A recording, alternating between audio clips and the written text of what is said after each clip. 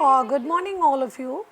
Today we will start chapter 2 Migration Types, Causes and Consequences from the book India, People and Economy. Topics in this chapter are very less in number, but we'll have to discuss migration, streams of migration, spatial variation in migration, causes of migration, consequences of migration. This is a very small chapter, but we'll have to discuss it in detail as far as these few topics are concerned.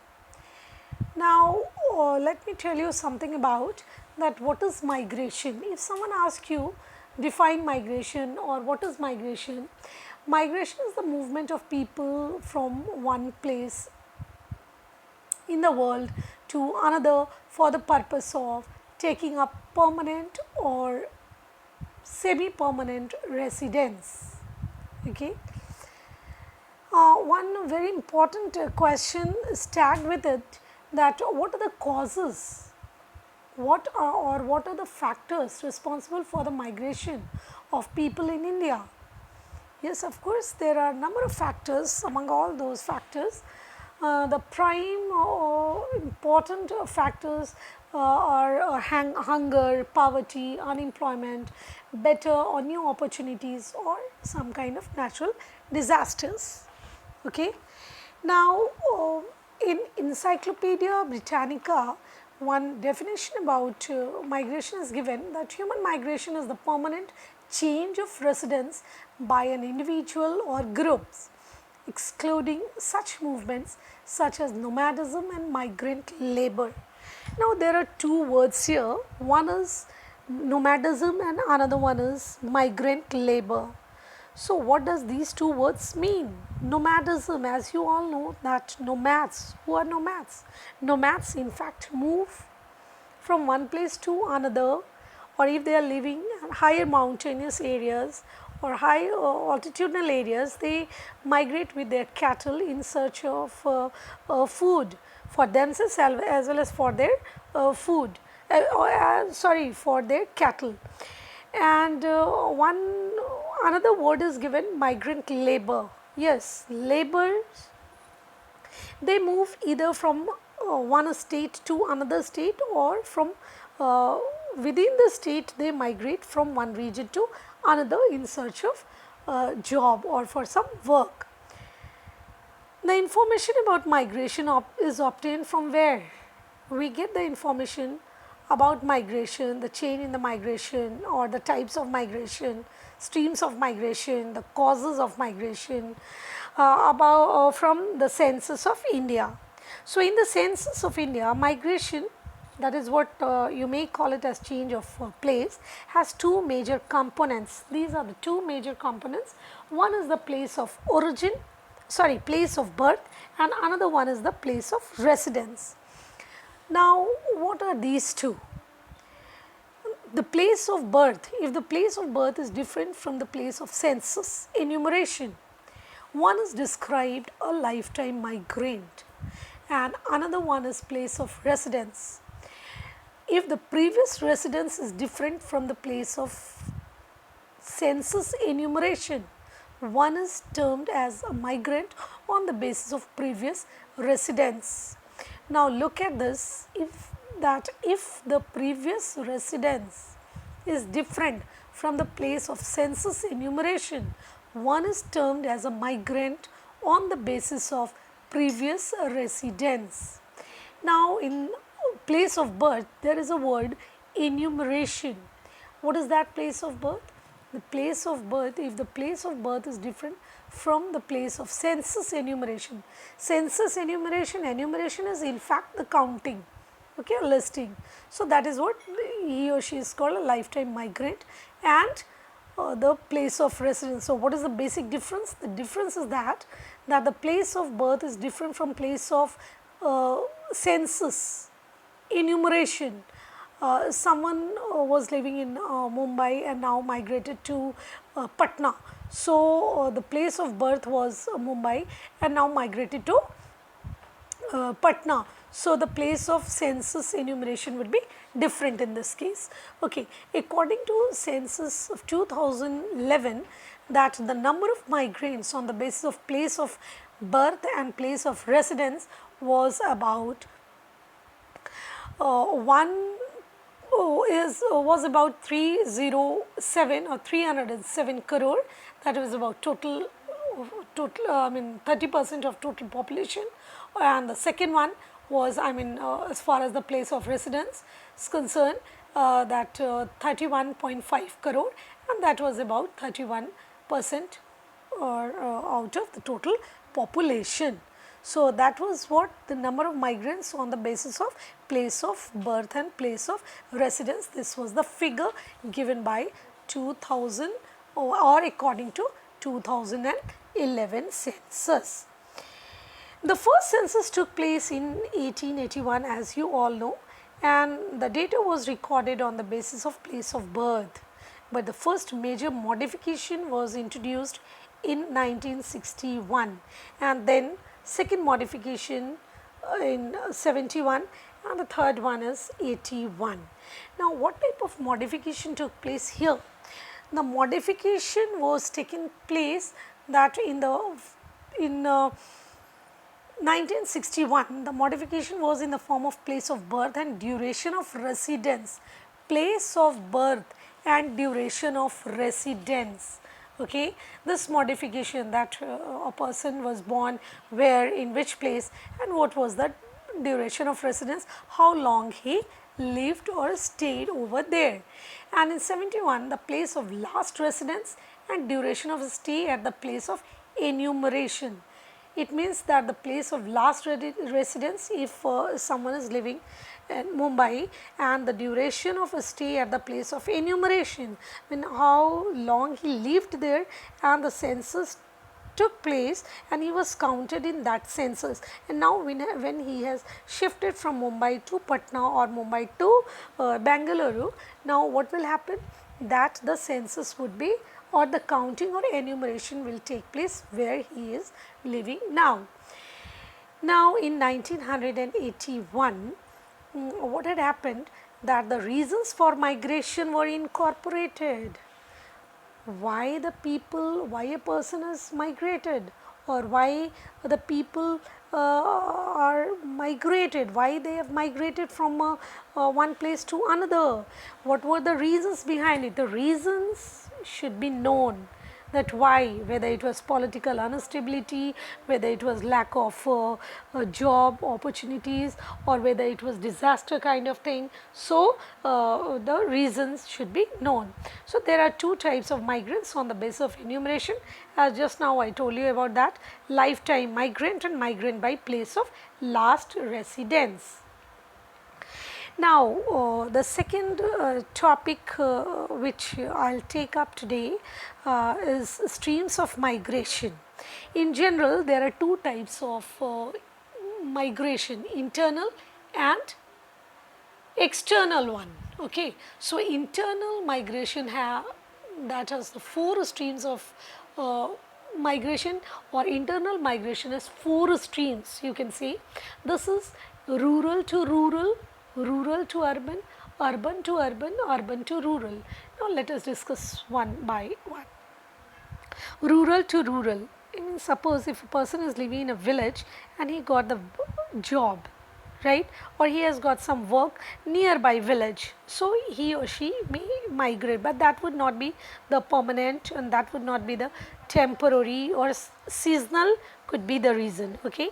That from rural to rural, rural to urban, rural to urban. Yes, this is quite obvious. Now, the people migrate from rural to urban for the for what? For other job, or for new opportunities, for upliftment of the lifestyles and all these, or for economic upliftment. Now, another one is urban to urban. Why the people would move from urban areas? No, already he or she is living in urban areas. Why would he or she migrate from? Yes, for better opportunities, for better package, or for better opportunities. That from urban to urban, from Pune to Bangalore, or from Bangalore to Pune, from urban to urban. Now, urban to rural, this is why the people, those who are living very lavish life, or they have all types of facilities, and then they have a good job and everything, I mean everything that a person is having in his or her life, but he is supposed to, or he would like to migrate from urban to rural. What is the reason? Yes, the reason could be either peace, pollution, or congestion in the cities, right. So, this is about the urban to rural. Now, migration trends. What about the migration trends in India? Migration trends within India can be classified into two: intrastate migration and interstate migration. Okay. So, we will have to discuss about this, that what is intrastate and what is interstate. Sorry, intrastate and interstate, within the state the migration can take place, or the migration can take place from one state to another. Okay, interstate and intrastate, this is about the migration. Then you can see these two figures, these two diagrams in the figure. What does it show? One is intrastate migration by place of last residence, intrastate, okay, I mean shifted from or migrated from one place to another in the same village, and then interstate from one state to another by place of last residence. Now, you can see here that male and females are shown. Now, rural to rural, rural to urban, urban to rural, urban to urban, and rural to, in the same manner it is given, right, that interstate and intrastate. Well, I have given you question based on these. So, both intrastate and interstate migrations take place from village not far from the place of residence. Okay. Both intrastate and interstate, that can take place from village not far from the place of residence where a person is living. He or she would not like to go from one state, suppose from he or she is living, or a person is living in Bihar, would not like to go very far, but it all depends upon the situations and the conditions that a person can migrate from Bihar to very or distant state, right. Basically, you must be knowing that the laborers, right, migrant laborers, that the laborers migrate from where, from the states like Bihar, Odisha, where to Maharashtra or Kolkata, and these states that they, or West Bengal, they migrate to such places, right. Now, another one is your international migration. International migration, this includes both in-migration, immigration, and out-migration. Immigration, India experiences large number of international migration due to the economic reasons, right, and I have discussed with you what about that internal, I mean out migration and in migration. Okay. And one more thing I would like to tell you, that migration is the movement of, as I have just now told you, of the people from one place to another for a comparatively longer period, or for even for a short period. However, movement of people for short duration is also taken into account when one talks of seasonal or daily movement, and the daily movement of people from place of residence to place of work is called commuting. You should remember this, okay, commuting. And the long term migration can be permanent or temporary, and temporary migration can be seasonal also, and a person involved in such movement is called a migrant. But the process of people moving out from a place is called out migration, just now I told you, or immigration, and the reverse process is called in migration, or settlement is called in migration, or immigration, especially for settlement is called migration. And I have discussed with you what are these two terms, or the definition of immigration and immigration in my previous video. Now, migration can be classified as internal, just now I told you, within the country, or international, from one country to another. Generally, migration takes place in steps like migration of place from villages to small towns, and from small towns to large cities. So, we have discussed here about this, but as far as your international migration is concerned, that this includes both in migration I told you, and from an out migration, immigration, to and is in addition to internal migration. India has a long history of immigration and emigration. Most of it is linked to neighboring countries. And according to the census of 2014, more than 50 lakh people from other countries settled in India, out of which 96% came from Bangladesh, Pakistan and Nepal. So, in this context, I would like to tell you something about Indian diaspora. What is that Indian diaspora? Indian diaspora in fact means, or not Indian, but diaspora itself means that the people moving away, or the movement of the people away from the country. Now, Indian diaspora, what does it mean, Indian diaspora? It means that the movement of the people from our country, from India, has taken place to another countries or the distant countries. Let me tell you something about that. This diaspora took place in 3 phases. Okay. Like the first one was during colonial period or the British period, you can say millions of indentured laborers. Who were they? Indentured, the laborers, they were just like bonded laborers. Okay, indentured laborers were sent to Mauritius, Caribbean islands, Fiji and South Africa. By whom? By British, because India was a British colony. So, British from UP and Bihar, basically these two states. Why? Because you can see right from the beginning, okay, that the laborers migrated to other states from UP and Bihar, where to Reunion Islands and Suriname by French and Dutch, and by Portuguese from Goa, Daman and Diu to Angola, like this. So, all such migrations were covered under the time bound contract, and that was known as Kermit Act. But what was that? Indian immigration. In fact, that was Kermit was just like agreement. An agreement is the term that has been coined with Kermit, and it was an agreement of the British government with the Indian laborers as to the length of the stay.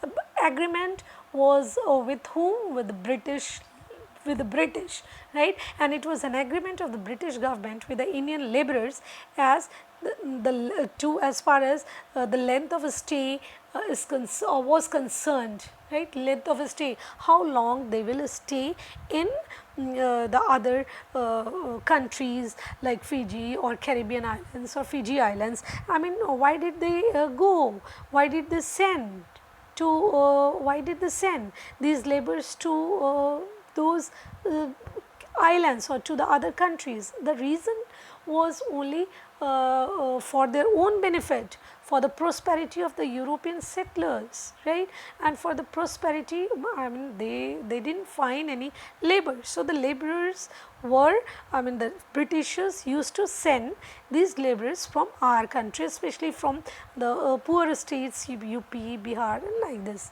So, Kermit Act was an agreement, and then the second wave of migrants ventured out into the neighboring countries.